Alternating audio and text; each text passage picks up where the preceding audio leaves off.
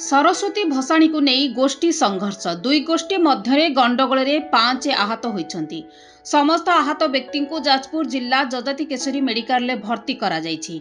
जाजपुर सदर थाना अंतर्गत नाथसाही आदमपुर गाँव में घटी एभली घटना। गतकाली विलंबित राति नाथसाही आदमपुर गाँव में सरस्वती मेढ़ भसाणी उत्सव हेउथिबा बेले कौनसी कारणरू उभय गोष्ठी मध्य कथा कटाकटी होइथिला। एहा परे हाताहाती पर्यंत कथा जाइथिला। उभय पक्ष मध्य पिटापिटी हेबारु दुई गोष्ठीर 5 जन आहत होइथिले। समस्त आहत व्यक्ति को जजाति केशरी मेडिकल कॉलेज रे भर्ती करा जाइछि। सदर थाना पुलिस घटनास्थल रे पहुंची तदंत आरंभ करिछि। अन्य पक्षरे गतकाली सरस्वती मूर्ति विसर्जन बेले भुवनेश्वर उपकंठ कुआखाई नदी में दुई छात्र बुड़ी प्राण हराइथिले। मूर्ति भसाइबाकू ट्यूशन सारक सह कुआखाई को जाइथिबा बेले एही अघटन घटिथिला। अग्निशम बाहिनी द्वारा दुई जन छात्रों को उद्धार करी मेडिकल में भर्ती करा जाइथिला। हेले डाक्तर उभयों को मृत घोषणा करथिले। दुई मृत छात्र भुवनेश्वर पिचु बस्ती अंचलर सिकुन सेनापति और दिव्यज्योति महालिक।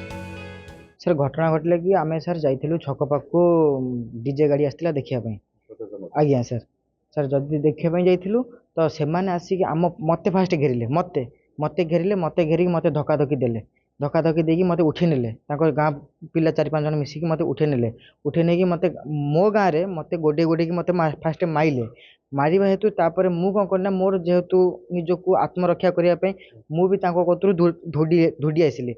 आम पिला जत गले मते उद्धार करिया पई तो से माने आम पिला को सुधा भी माइले प्लस मते भी मारचंती। पत्थर भी तापर दूर को से माने जाई कि कोन करले ना पत्थर भी सुधा भी। मेन कारण होची आरो वर्षर हमर डीजे साउंड होउतला तांको भितरे आम भितरे यदि डीजे साउंड होउतला तो तांकर कोन हिची ना तांकर डीजे टी स्लो साउंड हैला आम डीजे टी हाई साउंड हैला। तो एई वर्ष से टार्गेट करथिले कि आम सहित करिवे बोली भसाणी। तो आमर कोन कलु ना आम गाँ रे जेहेतु जने एक्सपायर करि गले तो ताको पई आमे डेट घुंचै देलु कह आम 8 तारिख रखिदेलु।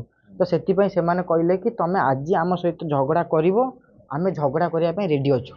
जाजपुर कृष्णचंद्र नायकंक रिपोर्ट खबर ओडिशा।